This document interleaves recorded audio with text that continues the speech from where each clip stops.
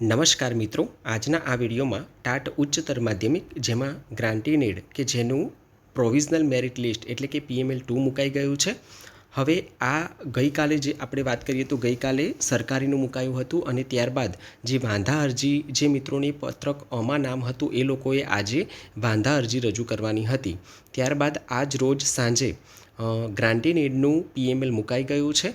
હવે એમાં પણ સેમ એ જ પ્રોસેસ છે, બરાબર છે. તમારે જાણવા માટે સૌથી પહેલાં ગૂગલ ક્રોમમાં જઈને વેબસાઇટ લખવાની છે, તેના ઉપર સર્ચ કરશો એટલે આવું એક ફંક્શન ખુલશે. એના ઉપર તમારે ક્લિક કરવાનું રહેશે. તમે એના ઉપર ક્લિક કરશો એટલે આવી રીતનું એક પેજ ખુલશે. એમાં તમે અહીંયા ત્રીજા નંબરનું પેજ જે છે હાયર સેકન્ડરી ગવર્મેન્ટ જે ગઈકાલે મુકાયું હતું PML એ જોવા માટે તમે અહીંયા ક્લિક કરી શકો છો. ત્યારબાદ હાયર સેકન્ડરી ગ્રાન્ટીનેડ એના ઉપર તમારે ક્લિક કરવાનું રહેશે.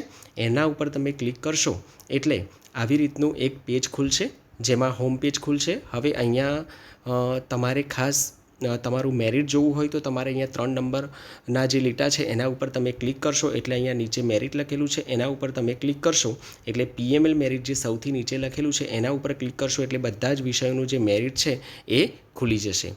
હવે આગળ વાત કરીએ કે અહીંયા તમે ખાસ જોઈ શકો છો કે પત્રક અ જે છે એ રાજ્યની બિનસરકારી અનુદાનિત ઉચ્ચતર માધ્યમિક શાળાઓમાં શિક્ષણ સહાયક ભરતી 2024 અન્વયે ડોક્યુમેન્ટ વેરિફિકેશન બાદ રદ કરેલ અરજીઓ, જે મિત્રોની અરજીઓ રદ કરેલી છે એવા મિત્રોએ જ ફક્ત ખાસ સમજી લેજો. ગઈકાલે આપણે જે વિડીયો મૂક્યો હતો સરકારીનો એમાં પણ આ સમજૂતી આપી હતી. ત્યારબાદ ઘણા બધા મિત્રોની કોમેન્ટ હતી કે નામ સુધારો થયેલો છે એવા મિત્રોએ પણ વાંધા અરજી કરવાની છે જિલ્લામાં જઈને, નથી કરવાની. ખાસ સમજી લેજો. પત્રક અમાં જે મિત્રોનું ડોક્યુમેન્ટ વેરિફિકેશન બાદ રદ કરેલ અરજીઓ છે એ મિત્રોના નામ છે પત્રક અમાં, બરાબર છે. એવા મિત્રોને હજુ પણ કોઈ વાંધો હોય તો પોતાના સંબંધિત જિલ્લાની જે કચેરી છે એમાં જઈને તમારે આ વાંધા અરજી રજૂ કરવાની છે અને તમારે એના વિશે પૂછવાનું છે ટૂંકમાં, બરાબર છે. એટલે એવા મિત્રોએ જ ફક્ત ત્યાં જઈને વાંધા અરજી કરવાની છે.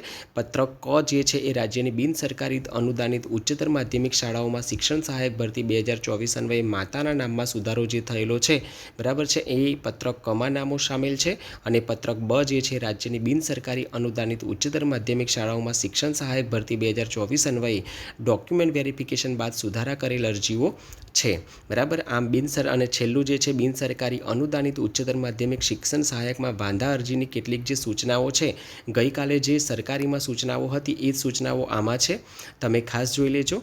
અને બીજી ખાસ કે તારીખ 8/5 તમારે જે વાંધા અરજી રજૂ કરવાની છે એ એના માટે પણ ફક્ત એક જ દિવસ આપેલો છે. આવતીકાલનો 8/5નો દિવસ આપેલો છે. સવારે 10:30 કલાકથી સાંજે 6 વાગ્યા સુધી તમે સંબંધિત જિલ્લા શિક્ષણ અધિકારી કચેરી ખાતે રજૂ કરવાની રહેશે. એટલે જે પણ મિત્રોને વાંધા અરજી કરવાની છે, બરાબર છે, એ ખાસ સમજી લેજો. પત્રક અ જે છે રદ કરવામાં આવેલી અરજીઓ છે.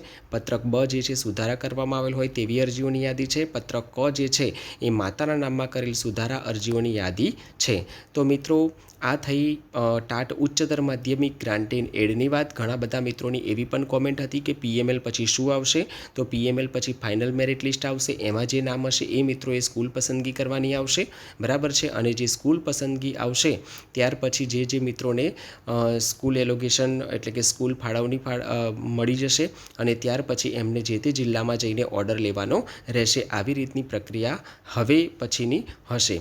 તો મિત્રો, ટાટ ઉચ્ચતર માધ્યમિક સરકારી જેનું PML મુકાઈ ગયું છે, ત્યાર પછી ગ્રાન્ટીનેડનું પણ આજે મુકાઈ ગયું છે, બરાબર. આ બંને બાબતે તમારે કોઈ પ્રશ્ન હોય, બરાબર, કોઈ મૂંઝવણ હોય તો તમે કોમેન્ટ બોક્સમાં કોમેન્ટ લખીને પૂછી શકો છો. આજનો વિડીયો અહીંયા પૂર્ણ કરીએ છીએ. અસ્તુ. જય હિન્દ, જય ભારત.